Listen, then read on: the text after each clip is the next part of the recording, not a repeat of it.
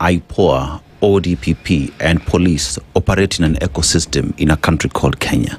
Correct. That even when we do have elections, the police and the government is still mandated to ensure that life and property is protected. Correct. Whilst IEBC will get into investigations with regard to the Election Act, the government still has the responsibility of making sure that citizens and property is protected.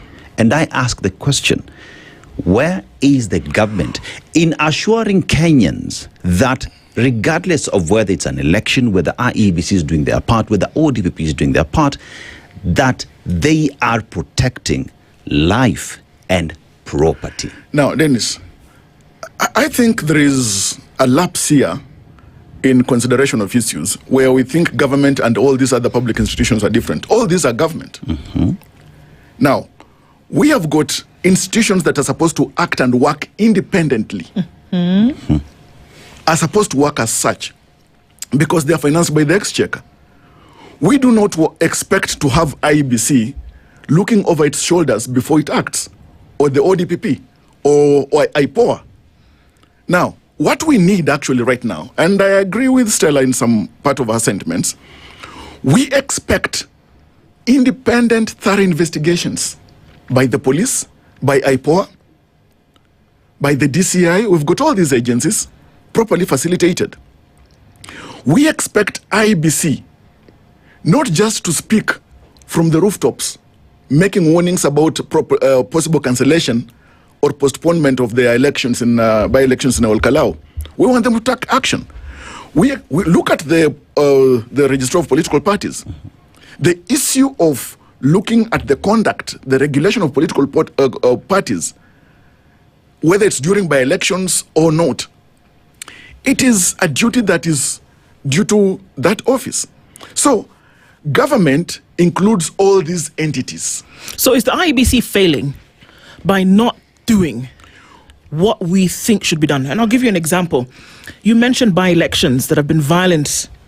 The last by-elections that took place between October 2025 and February this year were laced, not just laced, they were marked by violence. Magarini, Malaba, Mbere North, where interestingly enough, IEBC commissioners were present at polling stations while these things were happening, contrary to their own directive that you must vote and go home.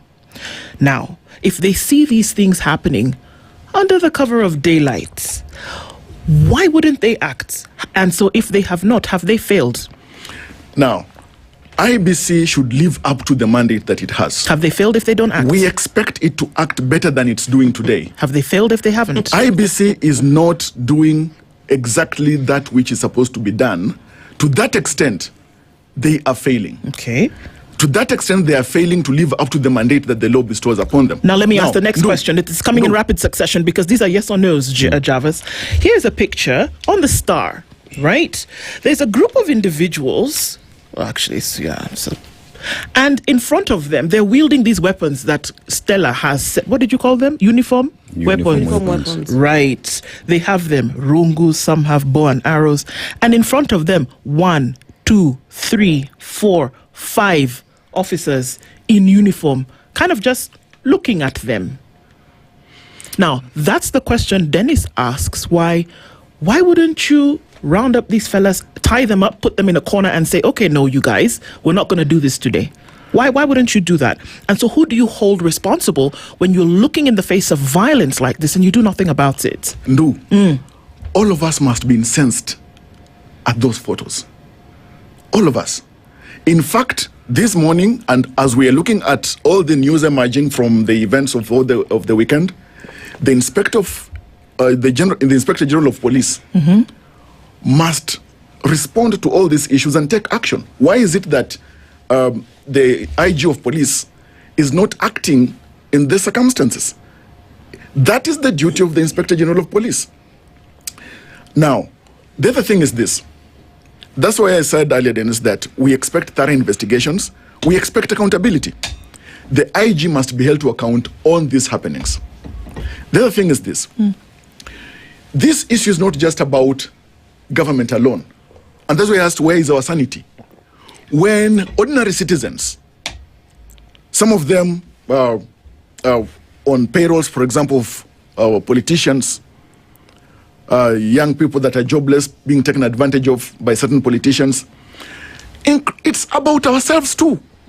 Our democracy faces an existential threat when members within the society, whether police officers, whether civilians, whether activists, engage in acts or omissions that subvert the cause of justice, the cause of liberal democracy, the perpetuation of independent institutions, and the integrity of those institutions.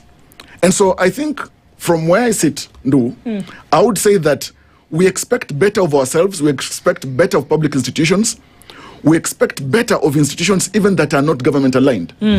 And the blame today, if you ask me, you mentioned even Mbeere. We saw some key political figures in Mbeere who were even engaging in acts of violence and intimidation. No action has been taken against them. The blame squarely falls and the responsibility on the police and the IEBC to take action. Okay.